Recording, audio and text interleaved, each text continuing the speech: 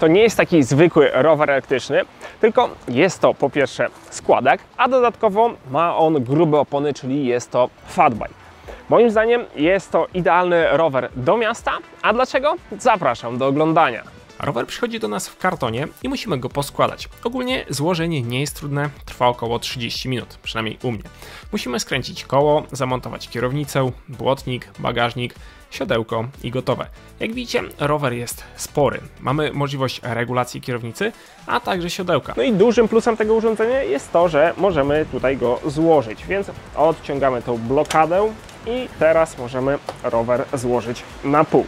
Dzięki czemu po złożeniu tutaj jeszcze tej kierownicy możemy wygodnie schować sobie rower nawet do samochodu. Więc jak macie mało miejsca i nie będziecie mieli gdzie trzymać tego rowera, to akurat z tym powinniście sobie poradzić bez problemu. Całość to naprawdę dobra i zwarta konstrukcja. Spawy są porządne i podczas testów nie miałem wrażenia, żeby coś się tu miało uszkodzić. Spore wrażenie robią te grube 20-calowe opony o szerokości 4 cali. I tak naprawdę dzięki nim jest to połączenie miejskiego składaka z terenowym sprzętem. Spokojnie wjedziemy na nim nawet na wyższe krawężniki, czy też zjedziemy w teren. Spokojnie możemy jeździć po lesie, daje sobie nawet radę w piasku. Dzięki dużej mocy, no i pedałom, nawet pod większe wzniesienia możemy tutaj wjechać. No i jak już napęd nie daje rady, to wystarczy zakręcić pedałami i spokojnie wjeżdżamy pod górkę. Rower jest wyposażony w silnik o mocy 750 W z mocą szczytową 960 W. Do tego mamy 48V kontroler i baterię 13 Ah. A przede wszystkim ważne jest to, że baterię możemy ładować jak jest włożona do roweru, ale też możemy ją wyciągnąć i wyjąć z roweru. Na przykład rower zostaje w bloku w piwnicy na dole, a baterię bierzemy sobie na górę i możemy ją oddzielnie ładować. Ładowanie tej baterii do pełna trwa jakieś 8 godzin. Ładowarka oczywiście jest w zestawie, a zasięg jest zależny od trybu, no i od tego, czy jedziemy na wspomaganiu, czy cały czas na manetce. Ja testowałem go na najwyższym biegu ze średnią prędkością około 30 na godzinę. A w teście zasięgu mamy już przejechane 43 km i tutaj ENGWE niestety już od jakichś 3 km pokazuje nam zerowy stan baterii i wspomaganie przestało działać, a Kukirin tutaj jeszcze daje radę i cały czas mamy te dwie ostatnie kreski, więc podejrzewam, że tutaj jeszcze z 10 km spokojnie byśmy dali radę. No niestety ten rower wymaga już ładowania. Na tej najwyższej mocy, jak będziecie ciągle jechać na manetce 40-45 na godzinę, to wtedy zasięg spadnie poniżej 30 km. A jak zrzucicie bieg na dwójkę, przy prędkościach około 20-25, tyle co można legalnie jeździć po mieście, to zasięg wydłuży się do 60, nawet 80 km, oczywiście w zależności od wagi użytkownika. Najszybciej, ile udało mi się jechać, pedałując na 5. trybie, to około 50 na godzinę. No ale to już musiałem mocno się rozpędzić na prostej i pedałować z całych sił. Dane z licznika sprawdzałem z GPS-em, no i są one zbliżone, prędkość nie jest tutaj przekłamywana.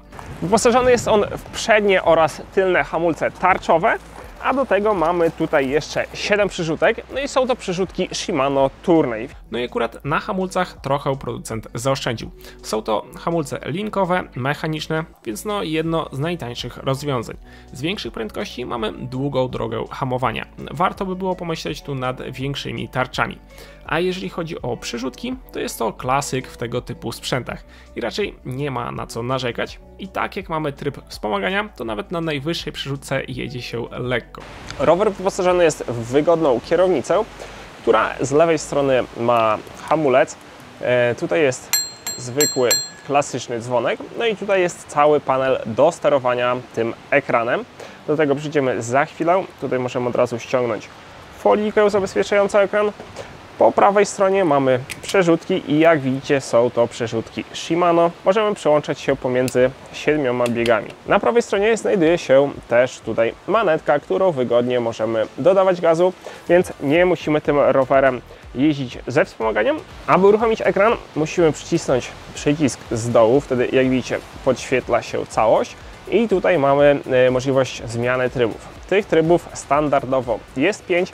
Na trybie 5 oczywiście mamy najmocniejsze wspomaganie, a na trybie 0 mamy taki jakby klasyczny rower, ale w sumie no nie da się tym rowerem jeździć tak jak na zwykłym rowerze, bo jednak jakiś tam opór jest. Nie zrozumcie mnie źle, jeździć się da, jest lżej niż na wyłączonym rowerze, ale i tak trzeba wiedzieć, że jest to cięższy sprzęt niż taki zwykły rower, no i mechanizm też robi pewny opór, więc jak się rozładuje i będziecie mieli na powrocie spore zniesienie, to może być ciężko. Na płaskim nie ma tragedii, jest ciężej, ale da się jechać.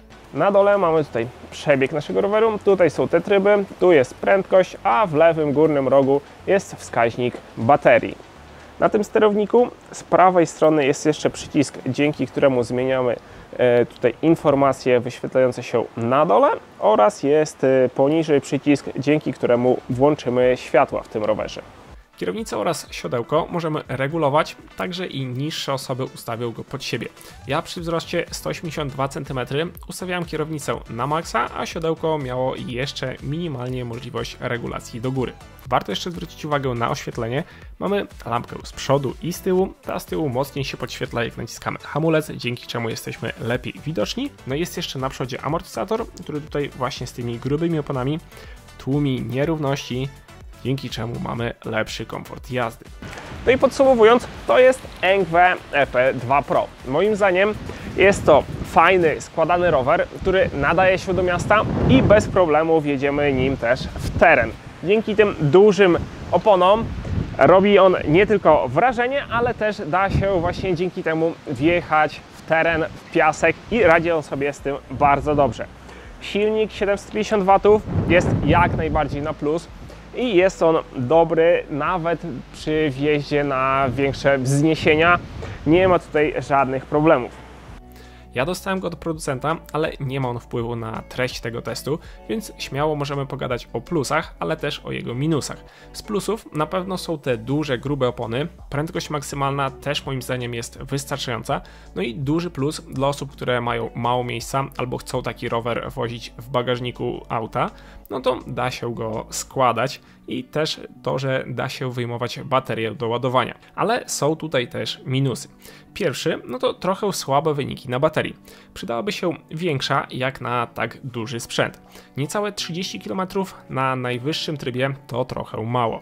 Sama bateria to też Chińczyk, ale w sumie w tej cenie nie ma co się spodziewać czegoś lepszego. No i minusem są słabe hamulce, przydałyby się zdecydowanie tutaj większe tarcze. Rower możemy kupić z magazynu z Polski, więc dostajemy go w 2-3 dni. No jest on spakowany w pudełko, trzeba go złożyć, ale naprawdę wysyłka jest szybka, serwis i części też są dostępne z Polski, więc to jest duży plus. Mimo wszystko cena tutaj robi robotę, no bo ten rower możemy dostać pomiędzy 4 a 4,5 tysiąca, w zależności od kuponów, od promocji. Oczywiście jak uda mi się załatwić dla Was jakiś kupon, no to znajdziecie go w opisie pod filmem. No i właśnie tutaj cena rekompensuje niektóre minusy. Jeżeli chcecie lepszy sprzęt, no to musicie dołożyć tysiaka lub 2, więc to też weźcie pod uwagę. Dzięki za oglądanie. Zachęcam Was oczywiście do zaglądania na naszą grupę na Facebooku Hulajnogi Elektryczne, gdzie dzielimy się kuponami, promocjami na hulajnogi, na rowery, na różne sprzęty elektryczne, ale także dajemy Wam wsparcie. I mamy tam sporo użytkowników, którzy mają już swoje sprzęty i też chętnie dzielą się opiniami czy różnymi tutaj spostrzeżeniami, jeżeli chodzi właśnie o modele elektryczne. No i mam nadzieję, że ten materiał był dla Was przydatny. Widzimy się w kolejnym, więc do zobaczenia. Cześć!